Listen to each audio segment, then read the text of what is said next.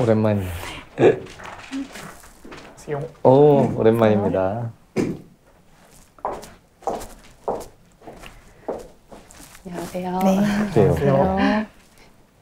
그래도 서울에 있으니까 자주 보는 편인데 나머지 두 분은 정말 오랜만에 뵀네요. 네. 그렇습니다. 덕분에 이렇게 모이게 되고 고맙습니다. 아닙니다. 제가 영광입니다. 저희 오늘 경복궁 발굴 복원 사업 30주년 기념해서 이렇게 귀한 분들 모셨는데요. 사실 30년이라는 시간이 짧지 않고 굉장히 긴 시간이기 때문에 정말 많은 비하인드 스토리들이 있었을 것 같습니다. 네, 그 얘기 좀 듣고 싶어요. 재밌는 얘기 많이 풀어주세요. 경복궁 발굴 사업이 30주년이 됐는데 사실 굉장히 긴 시간이거든요. 처음에 이 발굴 사업 어떻게 시작됐는지 궁금합니다. 네. 경복궁을 비롯해서 그 조선시대에 5대 궁궐이 있는데요. 그 일제강점기 때 아시다시피 크게 훼손이 되었어요. 경복궁에는 조선 총독부를 세우고 원래 한 800여 동이 있었던 건물을 다 회철해서 12동 정도만 남게 되었거든요. 그리고 나머지 궁들도 창경궁에는 동물원이나 식물원을 만들면서 그 모습을 완전히 변형시켰습니다. 그래서 그런 모습들을 원래 모습으로 복구하려고 1990년도부터 발굴과 복원을 시작하게 됐습니다. 네. 교수님 처음 발굴 시작하셨을 때 90년대 정말 허허벌판이었을 텐데 그때 어떠셨어요? 그렇죠. 지금 연구원님 말씀처럼 12동 있는 건물. 지금 경복궁이 얼마나 넓어요. 그죠? 근데 그 중에 이제 12동밖에 안 남았으니까 사실 이제 발굴도 해야 될 게 많았고 복원할 것도 엄청 많았는데 처음 시작할 때는 지금 생각해 보면 이제 그때는 뭘 해야 되는지도 모르고 간 거지만 저희들이 했던 1차 20년 계획은 경복궁의 중심축을 찾고 복원하는 일이었던 것 같아요. 근데 이제 그 당시에 근정전, 사정전은 있었는데 뒤편에 왕하고 왕비 침전인 강령전, 교태전지 이런 거 없었거든요. 그래서 거기부터 시작을 해서 마지막 20년은 경복궁의 정문인 광화문 발굴하고 복원하는 게 20년 동안 했던 사업인데 뭐 그 이후에 지금까지도 이제 계속 복원을 하고 있지만 제가 알기로 현재까지 지금 경복궁이 복원된 수준이 고종 때 중건한 경복궁의 30% 정도밖에 네, 되지 맞습니다. 않고요. 네. 예, 그러니까 뭐 그렇게 2045년까지 우리가 발굴하고 복원해도 전체 고종 때 중건한 경복궁의 한 40% 남짓밖에 지금 복원은 안 된다고 알고 있어요. 이 경복궁 발굴 사업 시작에 관한 얘기를 들었는데요. 사실 우리 경복궁 발굴 사업 자체가 복원을 전제로 한 것이기 때문에 다른 현장보다는 좀 더 특별한 것 같습니다. 네. 와, 30년 동안 발굴 사업 진행된 거면 정말 많은 분들이 참여하셨을 것 같아요. 뭐 셀 수가 없겠죠, 그죠? 네. 사실 발굴단은 한번 이렇게 조사를 하게 되면 그 조사단 구성에 인원이 엄청나요. 이제 발굴의 단장부터 그 현장을 책임지는 책임조사원, 그리고 우리 학예사 선생님들이 보통 이제 조사원이라고 하고 또 연구원분들 계시고 제일 중요한 분들은 이제 현장에서 이렇게 삽질하고 호미질하는 인부 어르신들이 많고요.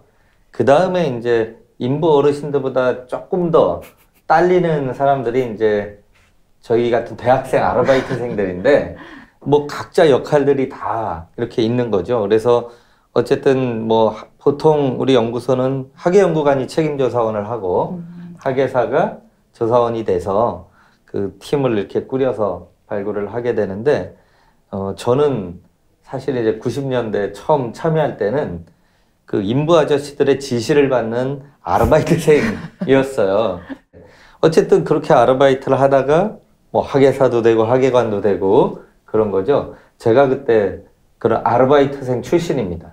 나중에 학예사도 되고 학예관도 된 거죠. 교수님도 되셨네요. 어떻게 하다 보니 또 그렇게까지도 됐는데요. 네. 네. 그런 분들이 제법 많습니다. 아, 그런가요? 네, 제가 작년에 이제 경복궁 발굴 30주년이라고 해가지고 하나 기념 책자를 발간한 적이 있는데요.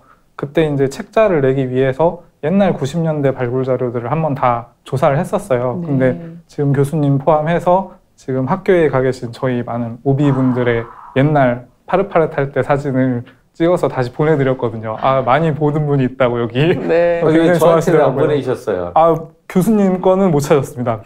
네. 아, 나는 보냈다는 얘기인 줄 알았어. 그러니까요. 저희가 다른 교수님 분. 야장을 찾았습니다. 사진은 없는데 야자. 네, 야장을 찾았습니다. 이야, 정말 이상한 얘기 없었죠? 다시 한번 자세히 봐야겠네요. 저 이거 야장을 보다 보니까 정말 그 과정도 많고 또 진짜 사람 얘기가 들어있더라고요. 교수님 말씀하신 것처럼 그래서 너무 흥미로운 자료라고 생각했고 그 발굴 작업이 되게 세세하게 적혀져 있던데 이 과정도 조금 궁금해요. 연구관님 말씀해 주시겠어요? 네네. 발굴 경복궁 같은 경우에는 거의 1년을 한 사이클로 하거든요. 그래서 먼저 이제 한 6단계로 나눌 수가 있는데 먼저 발굴을 착수하기 전에 이렇게 조선왕조실록이나 북골도형 같은 옛 고지도나 고문헌 같은 것들을 찾고요. 그걸 가지고 이제 발굴 현장에 어떤 식으로 건물지가 있었을 거라고 추정을 하고 그 조사 대상지를 구획을 하게 됩니다. 네, 그리고 나서 이제 물리탐사라는 것을 해서 먼저 직접 땅을 파기 전에 최소한으로 이제 그 파괴하거나 이런 것들이 없어야 되기 때문에 이제 비파괴 조사를 실시하게 됩니다. 그래서 이제 물리탐사를 하게 되면은 이게 GPR이라고 해서 지중 레이더 탐사라는 게 있는데 고체 부분에 이제 반응을 하게 되고 이제 흑인 부분은 투과를 하게 돼요. 그래서 경복궁 유구 같은 경우에는 돌들이 많기 때문에 그런 부분이 어떻게 있는지를 확인을 할 수 있습니다. 네, 그래서 대략의 배치나 깊이를 알 수 있고 그걸 가지고 실제로 발굴을 들어가게 됩니다. 그래서 그 깊이에 맞춰서 한 땀 한 땀 조사를 하게 되고 그 조사가 완료되고 나면 그것을 이제 기록 보존을 하게 돼요. 그래서 그때는 뭐 실측이라고 해서 손으로 그리기도 하고, 네, 그리고 또 3D 스캔이나 뭐 포토 스캔 같은 그런 디지털 기술들을 적용하기도 하고 해서 그렇게 기록 보존을 하게 됩니다. 그리고 중간중간에 이제 자문도 받고 뭐 어떻게 이게 실제로 배치됐는지 유구를 해석을 한 다음에 이제 완료가 되면 그제서야 이제 저희가 현장 설명회 식으로 해서 일반인들에게도 공개를 하고 이런 것들이 나왔다라고 이제 그 언론에도 알리고 해서 성과를 이렇게 알리면서 저희가 발굴을 마무리하게 됩니다. 네. 정말 많은 단계가 있는 것 같아요. 요즘 엄청 복잡하네요. 그래요? 우리 때는 90년대 그렇게 안 했어요. 나 때 나오네요. 이거. 아니 그때는 물리 탐사 이런 것도 없었고요. 맞아요. 네. 그다음 뭐 3D 스캐닝 이런 것도 없었어요. 저희는 네. 오로지 눈으로 보고 손으로 그렸어요. 네. 그러니까 그냥 처음부터 맨 땅에서 삽질해서 찾아가지고 나오는 족족 손으로 그리고 그 다음에 뭐 나올지 모르니까 네. 또 조금 내려가고 그랬는데 요즘은 뭐 탐사에서 어디쯤에 뭐 나오는구나 미리 딱 예측을 하고 계획적으로 하니까 네. 훨씬 정밀하게 발굴할 것 같아요. 2000년대는 그 발굴 발전기, 정착기라고 할 수 있을 텐데 어떠셨어요? 제가 맡았던 2004년도 소주방지 때부터는 본격적으로 저희 문화재 연구소에서 전담하고 매년 복원 계획에 맞춰서 발굴을 하게 됐어요. 네, 그러다 보니까 좀 더 체계가 잡혔고 또 이제 그냥 마냥 복원만 신경 쓰는 게 아니라 그 실제 고고학적 유구의 해석, 그런 것들을 더 많이 신경 쓰고 뭐 나오는 유물 같은 것도 더 많이 연구를 하게 돼서 뭐 그때는 이제 그때 지나고 나서는 자료들도 충분히 쌓이고 저희 연구자들의 경험치도 쌓여서 이제 유구의 시기도 구분을 하게 되고 유구의 성격도 더 다양하게 알 수 있게 되고 그랬던 시기였던 것 같습니다. 네. 10년대는 어떠셨어요, 선생님? 교수님이나 연구관님이 조사하셨던 90년도하고 2000년도가 사실 경복궁 발굴 조사로만 보면은 제일 황금기였던 것 같아요. 유구 자체가 중심 권역에 있는 유구들을 조사를 하셨기 때문에 조선 전기 유구, 조선 후기 유구를 모두 확인할 수 있었거든요. 물론 이제 연구관님이 조사하셨던 소주방이나 이런 쪽도 후기 유구긴 하지만 그 상대적으로 이제 남아있는 잔존 상태가 굉장히 좋았거든요. 근데 저는 이제 제가 담당했던 2020년도는 중심축 바깥에 있는 권례각사하고 후원 지역에 해당하는 지역이었거든요. 이게 역설적으로 제일 일제시대 때 파괴가 많이 된 지역입니다. 가장 먼저 헐린 지역이기도 하고요. 그래서 실제로 조사를 하면서는 이제 뭐 교수님이나 연구관님이 미리 연구해 두신 것도 있고 이제 어느 정도 조사들의 체계도 잡히고 사전 정보도 많으니까 조사 자체를 진행하는 거는 예전보다 훨씬 수월한데 유구 자체가 남아있지가 않아가지고 그거를 확인하는 작업 자체가 좀 고됐어요. 30년 동안 정말 많은 분들이 발굴에 함께 해주셨잖아요. 그래서 저희가 그 기록들을 문화재연구소에서 다 찾아봤거든요. 근데 정말 그 재밌는 자료들도 많고 또 교수님 야장도 발견되고 발굴 작업의 기본이 기록이란 걸 확인할 수 있었는데요. 교수님 90년대는 어떠셨어요? 야, 그때는 요즘 야장 써요? 쓰긴 쓰죠. 씁니다. 네. 컴퓨터로. 네. 컴퓨터로. 컴퓨터는 나 때도 있었어. 예. 지금 그 90년대는 사실 컴퓨터도 그렇게 흔하게 보편적으로 쓸 때가 아니고, 그러니까 이제 필드 노트라고 하죠. 야장이 이제 그날 내가 맡은 분량을 어떻게 팠고, 여기서는 뭐 나왔고, 이런 것들을 적는 건데, 사실은 이제 발굴은 끝나면 유적은 없어져 버리고, 남는 건 그 보고서 한 권인데, 그 보고서를 쓰기 위해서는 내가 다 모든 걸 다 파악을 하지 못했기 때문에 사실 이제 각자 맡은 그런 역할들의 사람들의 야장을 보면서 나중에 그걸 이제 총괄적으로 정리해서 보고서를 내게 돼요. 그래서 그게 어떻게 보면 보고서를 내는 아주 일차적인 자료가 되는데 아르바이트생도 쓰라고 하더라고요. 그리고 조금 무서운 학예사 만나면 검사합니다. 아, 오늘 야장 썼나 안 썼나 해가지고. 담임 선생님이시네요. 그렇죠. 그러니까 중요한 거예요. 왜냐면 그 야장 없으면 그날 그 조사분에 대한 공백이 생길 수도 있으니까. 그래서 이제 어쩔 수 없이 이렇게 열심히 썼던 기억이 있는데 이전에는 더 열심히 썼던 것 같아요. 남우현 선생님 지금 어떤가요? 야장 없는 지금 시대. 그 야장이 없다고 말할 수는 없고요. 이제 그 90년대하고 지금은 고고학 자체에 대한 그 태반이 좀 다르다고 해야 될까요? 요즘 같은 경우는 이제 현장에 대한 발굴 자체를 완전히 이제 디지털라이징 해가지고 수치적으로 남기는 거죠. 그 생산된 자료를 가지고 완전히 3차원적으로 복원을 할 수가 있기 때문에 누가 보더라도 다시 보고 연구를 할 수 있는 그런 자료를 생산을 하는 게 되는 거죠. 그런 부분에서 조금 약간 개념적인 차이가 발생을 한 것 같아요. 어느 순간.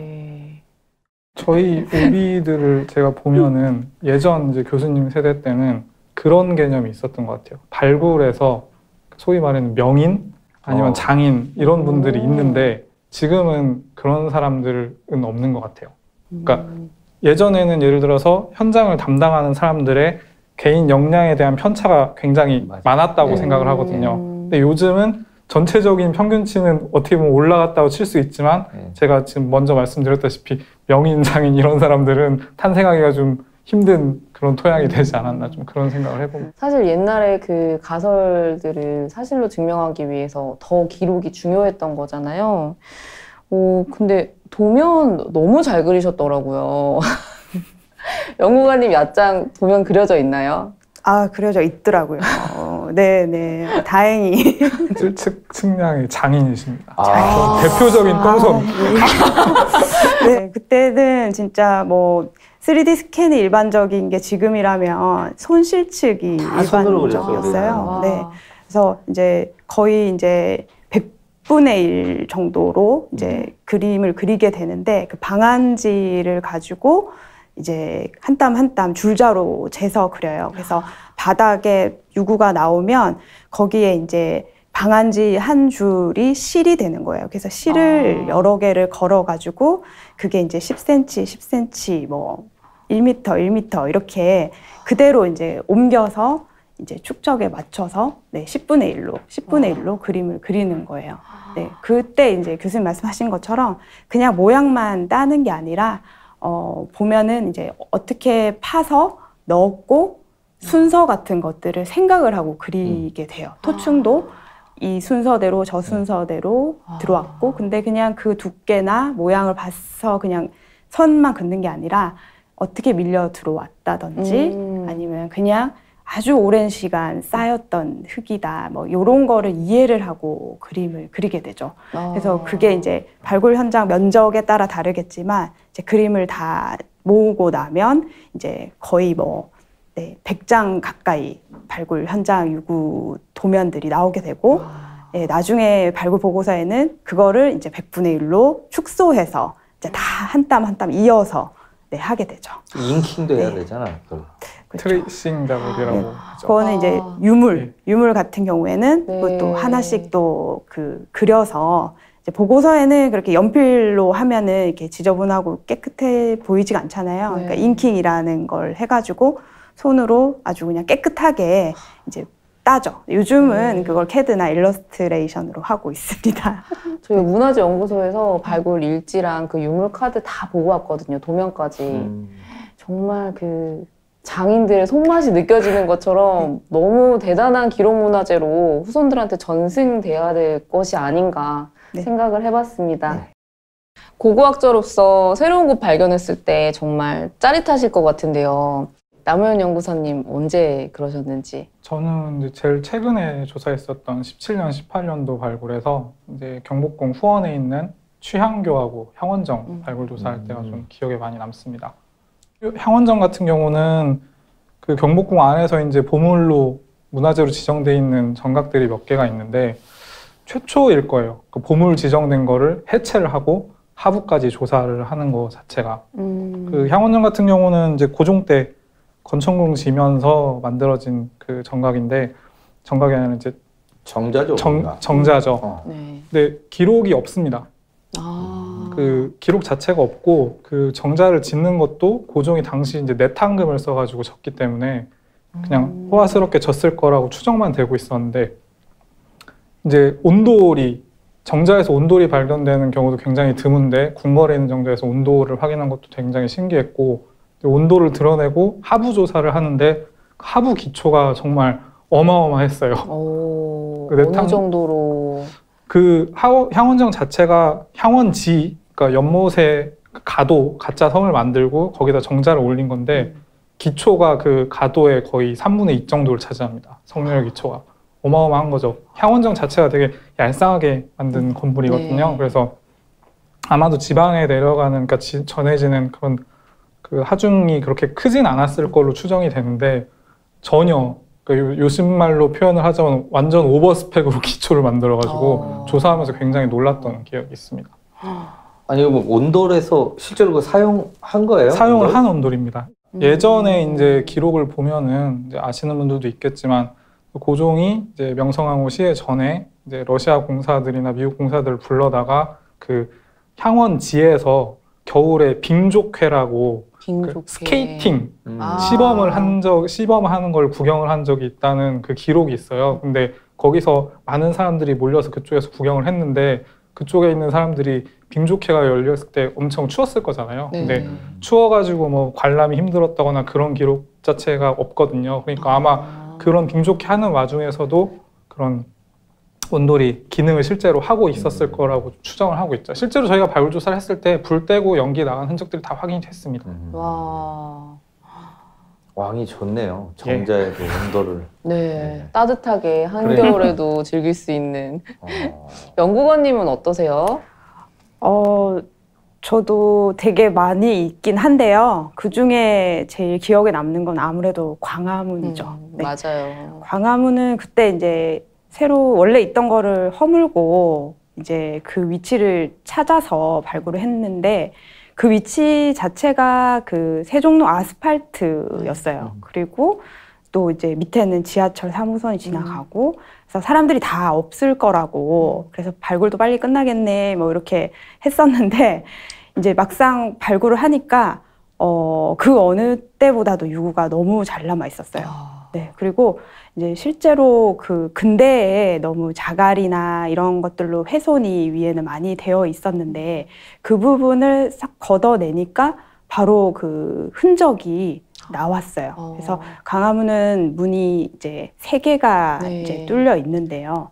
그거를 받치는 이제 석축 기초들이 이렇게 4개가 이렇게 위치를 했었어요. 근데 사람들이 처음 이제 우리가 발굴을 하다 보니까 그게 광화문인지 아니면 근대에 들어간 뭐 콘크리트 건물의 기초인지 그런 것들을 몰랐어요. 네, 그렇지만 이제 조사를 통해서 아 이게 광화문이다라는 것을 확인할 수 있었고 이제 저는 또 스스로도 되게 기쁘기도 하고 또 경복궁의 한 부분을 이제 새롭게 찾아냈으니까 이제 역사의 한 퍼즐을 더 찾았다. 요런 스스로의 뿌듯함, 네 그런 게 있어서 광화문이 가장 기억에 많이 남습니다. 너무 짜릿했을 것 같아요. 사실 그 광화문은 일제강점기에 지금 민속박물관 자리로 옮겨지거든요. 맞아요. 그때 조선 박람회 한다고 해서 일제가 그 박람회장의 정문으로 쓰겠다고 해서 광화문을 그리로 옮겨가서 사용을 해요. 그리고 이제 한국 우리가 광복이 되고 원위치로 못 와요. 그러다가 이제 한국전쟁 때 피폭돼서 폭탄 맞고 위에 목조 건축이 다 불타고 이제 아주 정말 볼상사나운 돌만 덩그러니 남아있던 상태였는데 그때 이제 다행히 1968년에 박정희 대통령이 원래 위치를 옮기자.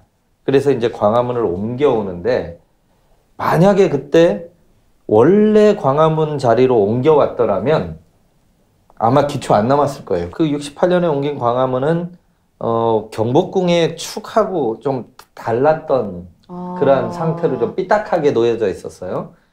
더군다나 제일 문제가 됐던 거는 이 목조로 돼야 될 그 물루 건축을 나무는 계속 썩으니까 또 복원하면 귀찮고 힘들죠. 그러니까 1000년이 가도 변치 않을 재료로 하라 그래서 콘크리트로 했어요. 그러니까 우리 건축하고는 전혀 안 맞는 거죠. 네. 나무로 해야 될 걸 콘크리트 광화문을 만들었고 그래서 이제 문화유청에서는 이거는 어쨌든 헐고 원래 물로 목조로 만들고 현판도 한자로 바꾸겠다라는 차원에서 이제 해체를 했는데 그것과 다르게 원래 위치를 찾게 된 거죠. 그러니까 광화문의 원래 위치를 확인할 수 있었고 또 그것뿐만 아니라 우리 고종 때 그 문지 밑에서 태조 때 문지도 찾았잖아요. 똑같은 위치예요. 대박 났었죠. 그러니까 태조 때 문지하고 고종 때 문지는 그 위치 그대로인데 다만 규모만 커져요. 네, 저희도 그 문지를 발굴한 경험이 없고 그 사례가 딱 하나예요. 조선시대 궁궐 중에 삼홍해문, 문이 세 개인 거는 처음이기 때문에 저희도 잘 몰랐는데 이제 조사를 하다 보니까 이제 그 밑에 뻔히 그 태조 연간 그 광화문지가 있었는데 저희가 사실을 몰랐어요. 몰랐는데 이제 토층 단면을 조사를 하고 계속 그 돌을 유심히 관찰을 하다 보니까 이제 그 문에 문지도리석이라고 하는 문을 고정하는 돌이 그 고정되게 있고 그거 70cm 아래에 하나 더 있는 거예요. 그래서 그게 태조 때 거. 네, 그게 태조 때 거였던 거예요. 근데 그게 보통 보면 옛날 돌을 재사용하기 때문에 그랬겠거니 했거든요. 근데 이제 조사를 해 가면서 그걸 확인하게 됐고 네, 결국은 이제 태조 때 것도 한꺼번에 찾은 격이 됐는데 그게 또 얼마나 큰 의미가 있냐면 지금 조선 후기 때는 도면도 있고 사료도 많고 사진도 남아 있어서 대충의 규모나 이런 맞아요. 경복궁의 크기를 알 수 있지만 조선 전기 때는 어땠는지 정확히 그림이 남아 있지 않아요. 그런데 그 정문의 위치가 같았다라는 거를 확인할 수 있었던 거죠. 그래서 조선왕조실록에는 390여 칸 있다고 기록이 되어 있어요. 조선 전기에. 처음 만들 때. 네네. 근데 그건 아마도 좀 이제 핵심인 건물지만 이제 기록을 해놓은 게 아닌가. 네. 그렇다면 이제 정문의 위치도 오히려 이제 더 안쪽에 있었을 거라고 건축하시는 분들이나 예, 다 추정을 했어요. 규모가 더 작았을 거다. 네, 그렇지만 발굴을 통해서 그 위치를 정확하게 알게 되었고 또 광화문뿐만 아니라 다른 데서도 조선 전기 것들이 나오면서 그 범위가 꼭 390여 칸만은 아니었을 것이다. 예, 라는 그런 것까지 알 수 있었던 게 있어서 의미가 굉장히 있었어요. 와, 정말 이제 우연히 이렇게 또 좋은 결과로 그리고 우리 고고학 분들께서 또 열심히 해주신 덕분에 광화문 위치를 잘 찾게 됐네요. 네. 사실 발굴 현장도 사람 사는 곳이잖아요. 네. 그럼요. 네, 옛날 그래서- 현장은 참 뭔가 정치가 있었어요. 아, 정말 참여하셨던 담당자들만이 알 수 있는 그런 뒷이야기 좀 듣고 싶습니다. 연구원님 예전에 네. 발굴 조사 하실 때 숭례문하고 광화문을 스쿠터 타고 왔다 갔다 하시지 않았나요? 맞습니다. 네. 아, 그때는 진짜 왜 그랬는지 모르겠는데 젊었고, 예, 그때는 또 경복궁을 발굴을 하고 있는데 숭례문도 이제 화제가 나는 바람에 이제 또 발굴을 해야 돼서 이제 둘 다 조사를 하게 됐는데 이게 가깝긴 한데 이게 버스를 애매해, 타면 교통편이 너무 아주 교통이 애매해요. 애매해요. 예, 그리고 예, 버스 정류장도 멀고 네. 막 그래서 제가 스쿠터를 하나 중고로 사가지고 예, 경복궁과 숭례문을 계속 예, 왔다 갔다 하면서 열심히 그때 굉장히 열심히 했던 기억이 나요. 존경스럽습니다. 아유, 별 말씀. 네. 뭐 최인하 연구관님 사실 살아있는 아, 그렇죠. 경복궁이시죠? 네. 네. 경복궁 발굴 그 자체. 아, 좀 말씀드리기도 좀 쑥스럽긴 한데 이게 조선시대의 고고학의 분야로 많이 안 쳤었어요. 그때만 네. 해도 네, 그런데 그건 이제 문헌사가 하는 거다. 네. 아. 그런데 지금도 막상 그렇고. 맞아요. 근데 막상 이렇게 해보면 가장 많이 나오는데 제일 잘 밝혀지지 않은 부분이라서 제가 아마 그래서 더 열심히 했던 것 같고, 네, 그걸로 이제 예, 논문도 쓰고 책도 요즘은 내고 조선시대 고고학 논문 많이 나오잖아요. 많이 나와요. 건물지, 네. 이제 궁궐뿐만 아니라 그냥 네. 건물지도 많이 나오고 네. 무덤도 요즘은 많이 이제 나오고, 네. 뭐 일반 민가에 대해서도 발굴해서 나온 아, 결과 가지고 그렇죠. 연구도 하고 네. 이제 완전히 궤도에 뭐 올라가긴 넓어졌어요. 네. 학문의 우리 이 범위가 넓어졌어요. 네. 서울 근무는 어떻게 좋으셨나요? 아주 좋았습니다.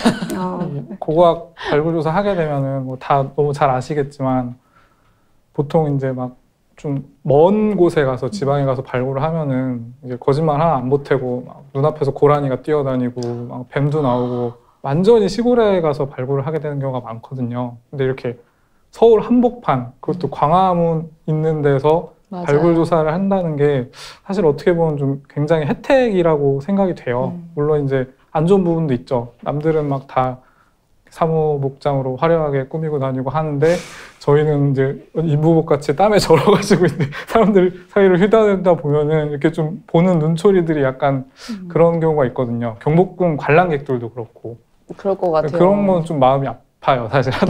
맞아요. 90년대 서울 근무 더 좋으셨을 것 같아요, 교수님.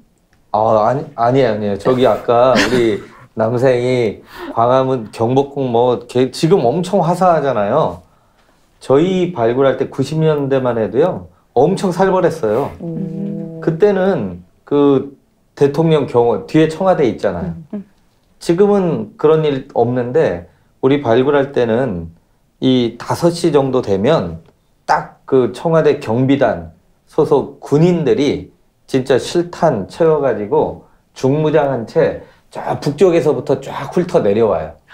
혹시나 누구라도 이제 관람객 중에 거기 남아있거나 숨어 있을까봐. 그래서 쭉 해서 다 나가라고. 총 들고 나가세요 하는데 저희 발굴 현장도 들어와요. 우리 펜스 쭉 쳐놨는데 딱 들어와서 이제 컨테이너 이렇게 열고 나가라고 전부 다. 그래서 이제 저희는 뭐 야근을 하고 싶어도 할 수가 없는 그건 좋았어요. 최고의 근무 환경. 예. 칼퇴. 네. 칼퇴를 보장받은 현장. 보통 이제 발굴 현장 가면 뭐 야근도 하고 뭐 이렇게 하는데 우리는 할 수가 없었어요. 야근하면 총 맞아요. 그러니까 이제 나가야 됐죠. 그래서 그거 좋았어요. 정말 개인적으로도 뜻깊은 발굴 네, 현장이신 네. 거죠. 네. 사실 그 발굴 현장 인부분들 너무 많으시잖아요. 네네. 네, 연구원님 그 인부분들 어떠세요? 힘드시죠? 아, 네네.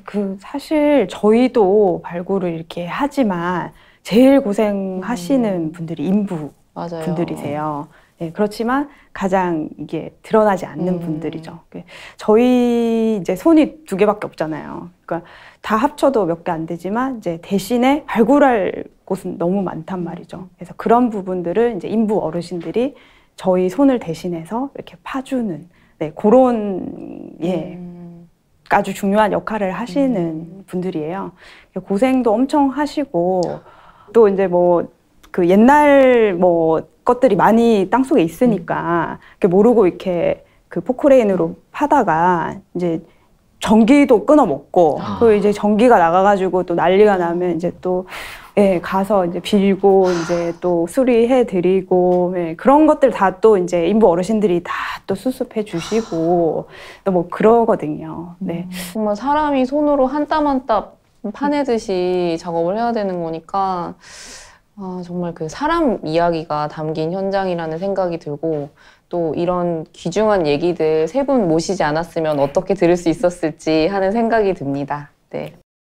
3분 각자의 인생에서 꽤 오랜 시간 동안 경복궁과 함께 하셨는데요. 그 시간 동안 많은 생각들이 쌓이셨을 것 같아요. 그렇죠. 아마도 저는 이제 경복궁 발굴 조사를 하면서 이제 학문적으로 아쉬운 부분이 하나가 있었고, 그리고 이제 일반적으로 사람들이 알아주었으면 좋겠다고 생각하는 거 가장 큰 거가 하나가 있었는데, 일단 학문적인 부분에서 보면은 경복궁 조사라는 게 조선 왕궁을 복원하기 위한 공사잖아요. 근데 여기는 아시다시피 조선 총독부도 있었고, 이제 일제강점기에 조선 만박도 열리고 물산공진회 같은 것도 열리고 행사 같은 것도 많이 하면서 훼손이 됐어요. 근데 아픈 역사긴 하지만 일제시대 때 만들어진 근대 문화재로 볼 수도 있는 것들이 꽤 많거든요. 근데 그게 실제로 조사를 하면서는 완전히 도외시돼서 일제강점기의 문화층이나 일제강점기 유구가 나오면은 조사 대상으로 들어가진 않아요. 그게 좀 그런 걸 보면서 일제강점기 기억도 떠오르는 사람들이 있기 때문에 마음은 아프겠지만 그 연구 범위를 확대한다는 면에서 보면은 그 부분에 대한 조사도 좀 이루어졌으면 좋겠다는 생각을 항상 했거든요.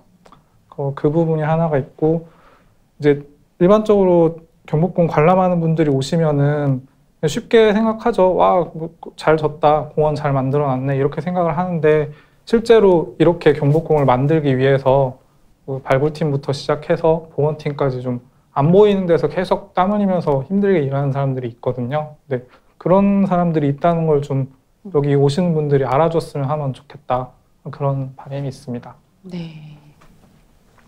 연구관님은 어떠신가요? 네. 저도 이제 남은 선생님처럼 이렇게 많은 생각이 드는데요. 저희가 조선 후기에 지금 복원 기준이 이렇게 정해져 있어요.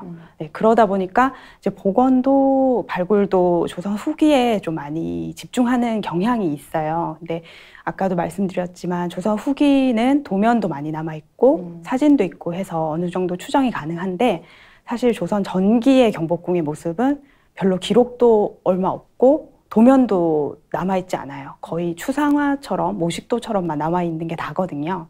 그러니까 발굴이나 복원할 때 조금 더 조선 전기에 집중해서 진짜 그 도면 같은 거, 고문서에 나오지 않는, 사료들에 나오지 않는 새로운 사실들을 아마 오로지 발굴만으로 찾을 수 있을 것 같아요. 그래서 조금 더 앞으로 향후 30년의 발굴은 그렇게 조선 전기에 더 집중을 해줬으면 좋겠다는 게 있고, 그런 모든 것들이 이제 역사의 퍼즐을 이제 조금씩 더 맞추고 이제 새로운 역사로 교과서에 이렇게 실릴 수 있는 그렇게 되기를 기대합니다. 네. 교수님은 어떠신가요? 이게 참 묘한 게 문헌을 전공하신 분들이 바라보는 궁궐, 기록을 가지고 하죠. 그다음 건축 전공자들이 바라보는 궁궐은 지붕이 어떻고 뭐 이 건축의 칸이 어떻고 기둥이 어떻고 이런 걸 해요. 근데 고고학자가 바라보는 궁궐은 눈에 보이는 그것이 아니라 땅 속에 있는 이걸 보는 거잖아요. 그래서 그동안 고고학자들은 조선시대의 땅밑을 보지 않았던 그런 사실 시대를 살아왔는데 저도 광화문 발굴을 하면서 아, 이게 고고학자의 역할들이 있다라는 걸 깨달았고 그러면서 이제 어떻게 또 운 좋게 창덕궁관리소장을 하면서 궁궐을 직접 가서 일을 하게 되니까 이게 어떻게 보면 제 인생에서 중요한 터닝 포인트가 또 하나 됐어요. 저 개인적으로는. 경복궁 발굴 복원 사업이 사실은 뭐 시기별로 활용이나 목적에 관해서도 많은 변화가 있더라고요. 그래서 지금 살고 있는 우리들과 잘 어우러질 수 있는 공간으로 남길 바라면서 또 이 전시를 준비했고요. 경복궁 사실 법궁이지만 거기도 사람 사는 곳이었잖아요. 그 고고학자 세 분의 선생님 손으로 그 사람 사는 이야기들을 꺼내고 또 거기에 그 고민과 고뇌의 흔적을 묻었다는 생각이 들어요. 그래서 그 부분들 모든 분들의 노고가 잘 모여서 경복궁이 맞이하게 될 봄, 네, 고궁 연화를 기대하면서 오늘 인터뷰 마치겠습니다. 감사합니다. 네. 감사합니다. 감사합니다. 오랜만에 옛날 얘기 들으니까 참 좋네요. 네. 그리고 이런 자리 안 만들었으면 사실 고고학자들이 네, 이렇게 맞아요. 음지에서 이렇게 고생한다 이거 몰라요. 생각도 안 했을 거예요. 네, 맞아요. 네, 불러주셔서 네. 고맙습니다. 네. 좋은 전시 기대하겠습니다. 감사합니다. 전시회 때 우리 한번 부를 거죠? 네, 꼭 오셔야죠. 네. 전시 보러 가서 디프리 한번 제대로 해야 네, 되겠네요. 그러시죠. 네. 네, 그때를 기약하겠습니다. 네. 네, 감사합니다. 감사합니다. 네.